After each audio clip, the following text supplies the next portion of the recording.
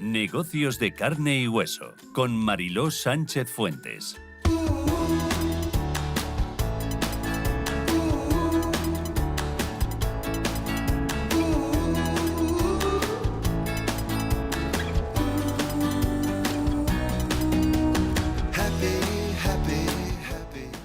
El presidente fundador de CEIN en 1978, José Antonio Segurado, pronunció estas palabras que pueden sin duda retomarse a día de hoy, ya que hacían referencia a afrontar las dificultades con esperanza. Decía que la salida de una crisis nunca es fácil y sus costos son muy altos, pero todos, trabajadores, directivos y empresarios, debemos afrontarlos con el máximo de serenidad y el mínimo de tremendismo. De esta manera damos la bienvenida hoy en nuestro programa a Miguel Garrido, presidente de CEIN, vicepresidente de COE, empresario por encima de todo, que afirma que la principal responsabilidad de los empresarios es hacer rentables a sus empresas y así poder contratar y remunerar mejor empleados, pagar impuestos y contribuir al bienestar del conjunto de los ciudadanos. No puede estar mejor definido. Bienvenido, Miguel Garrido. Hola, muchas gracias, bienvenido también. Me alegra mucho que me hayáis invitado y además recordando a la figura del fundador y primer presidente de CEIN como José Antonio Segurado, que falleció hace unos años. Hace unos años. Bueno, labor de CEIN, asociaciones empresariales, vamos a empezar por ahí. ¿Cuáles son las principales iniciativas y los logros de CEIN a nivel empresarial, Miguel? Vamos a ver, nosotros somos una confederación de empresarios, una patronal, y fundamentalmente somos una organización de defensa y representación de intereses empresariales. CEIM es una organización que está compuesta por más de 140 organizaciones, a su vez organizaciones empresariales, tanto sectoriales como alguna territorial, que forman parte de CEIM y directamente de una serie de empresas. Nosotros lo que tratamos es de influir para que se den las mejores condiciones para que las empresas puedan desarrollar su actividad, ¿no? Y para ello tenemos interlocución con los distintos actores que afectan a la competitividad de las empresas, ¿no? Desde luego uno de ellos son las administraciones, lógicamente. Sí. Siempre las administraciones tienen mucha incidencia en la vida de las empresas, pero especialmente en un país en el que hay una, a mi juicio, desmesurada regulación, está casi todo regulado, pues claro, la interlocución con ellas es fundamental, puesto que en muchos casos la propia viabilidad de la empresa puede depender de las normas, de las reglas que saquen las administraciones. Pero también tenemos interlocución con los sindicatos, puesto que dentro de nuestras funciones está el diálogo social y la negociación colectiva, y por lo tanto los representantes de los trabajadores son la otra parte para que podamos llegar a acuerdos que en muchos casos son enormemente beneficiosos y evitan pues conflictividad laboral, etcétera, y luego pues contribuyen a mejorar entre todos la calidad del trabajo.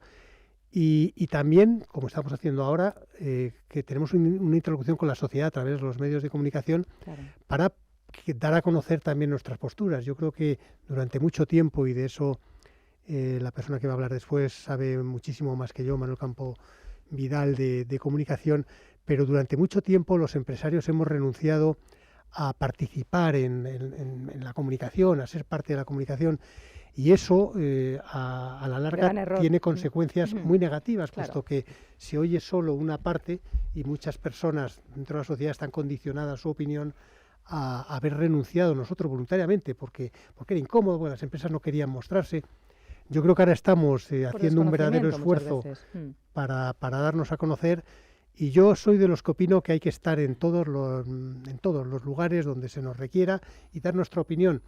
No siempre es cómodo defender determinadas posturas, pero yo creo que siempre que dejamos nuestra posición con humildad, con respeto, con educación, pero tenemos que defender con contundencia nuestros postulados, porque creemos sinceramente que el que se tomen determinadas medidas que ayuden a mejorar la competitividad de las empresas, contribuimos también con ello al bienestar del conjunto de la sociedad, y por lo tanto no debemos renunciar a ningún plato, como es el caso en el que tenemos la fortuna de que nos hayáis invitado. Estos son los micrófonos de los empresarios, de cualquiera que apoye al tejido empresarial. Esta es su casa, como saben los oyentes de Negocios de Carne y Hueso. Hablabas de diálogo social, qué necesario.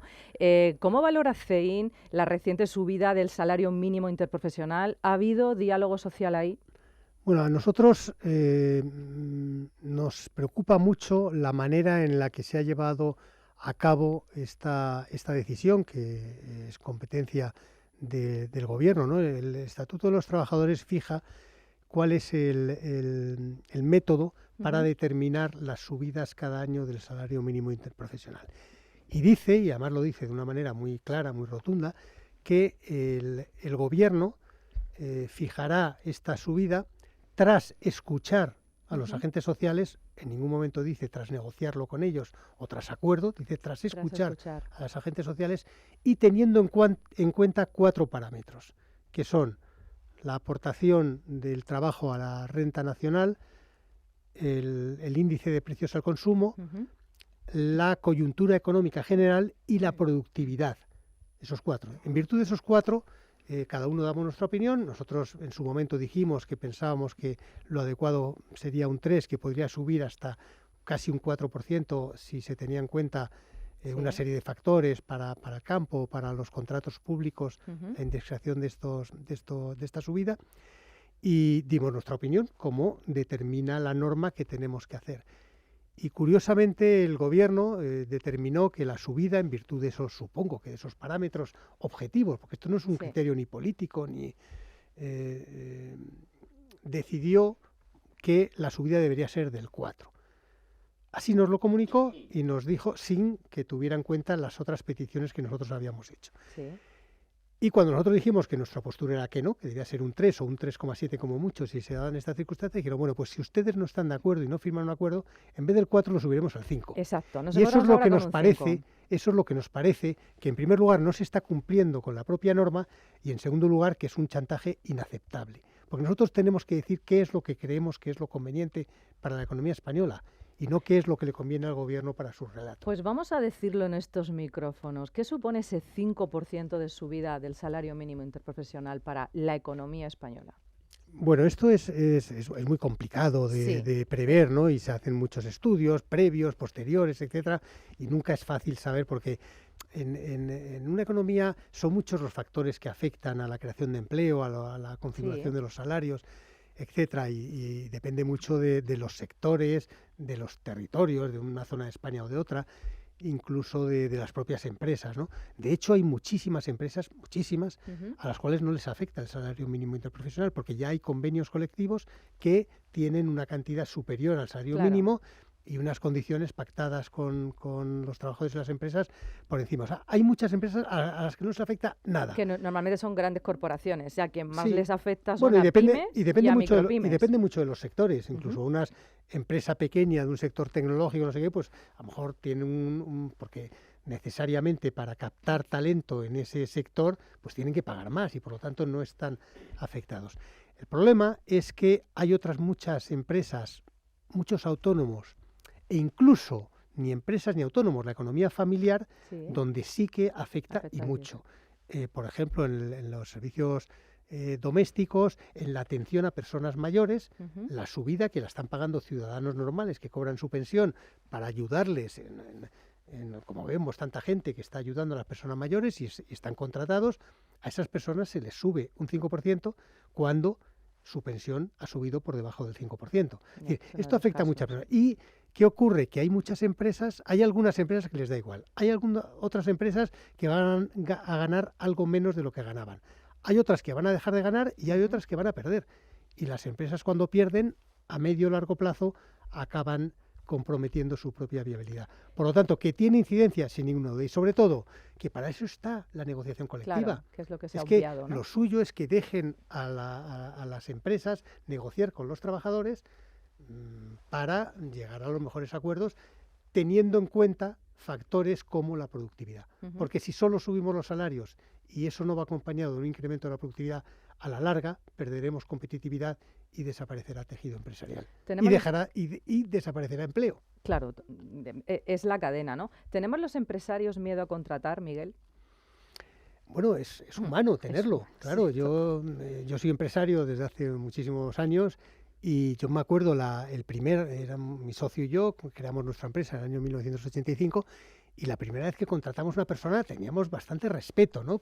Teníamos evidentemente la enorme ilusión, pero decir, bueno, ¿a qué nos estamos comprometiendo Todos con aspiramos a crear y a generar el mejor empleo, claro. Pero lo que hay que intentar, a mi juicio, es dotar de instrumentos de flexibilidad para que las empresas pierdan el miedo a contratar, sabiendo que si en algún momento las cosas no van a ir tan bien, van a poder adaptar su plantilla a las necesidades reales.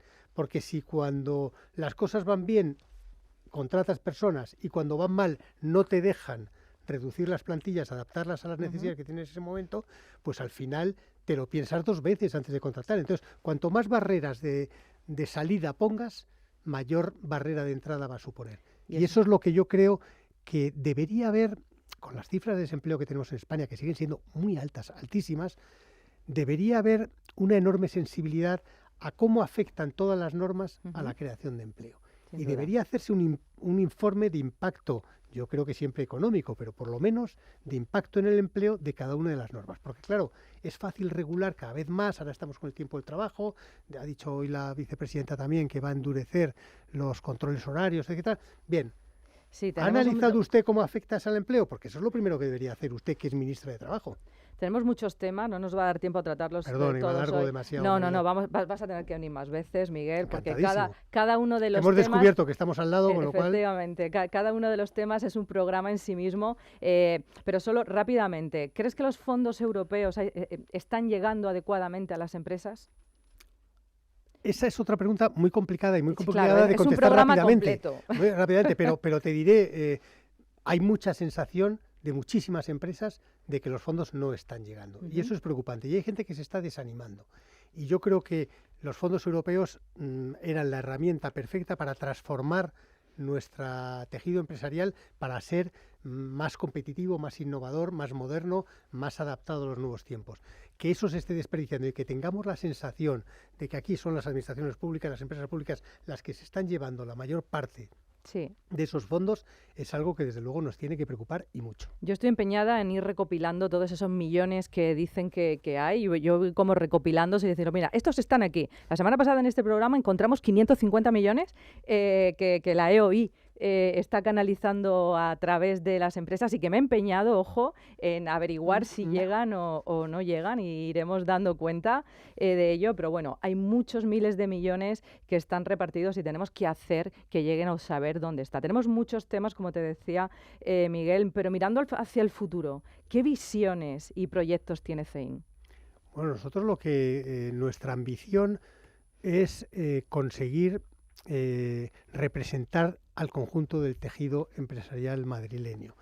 Esto es complicado, es decir, hay mucha desafección por parte de muchas empresas que dicen, oye, ¿y esto para qué sirve? ¿Y de qué me sirve a mí formar parte de una organización empresarial? Es verdad que la pandemia, curiosamente, nos ayudó porque mucha gente empezó a entender la utilidad de estas organizaciones, puesto que fuimos un interlocutor con las administraciones, que además las administraciones durante esa época tenían una absoluta aptitud de ayudar y de intentar solucionar los problemas como nunca lo hemos visto, y la gente se le resolvieron muchos problemas, hay que ver los temas del ICO, de los ERTES, etcétera, y luego muchas situaciones concretas, pero ahora tenemos que ser capaces de demostrarles que somos útiles, porque nosotros vivimos de las cuotas de nuestras empresas asociadas y tenemos que demostrar la utilidad. Y luego tenemos que mejorar la notoriedad para que la gente nos vea y se sienta representados. Tenemos que ser capaces de extraer qué problemas de verdad tienen las empresas para trasladarlo al resto de los interlocutores. Bueno, pues con ese mensaje lo dejamos. Antes de irte, me gustaría que me contestara que si el emprendimiento se entiende bien dentro del tejido empresarial, pero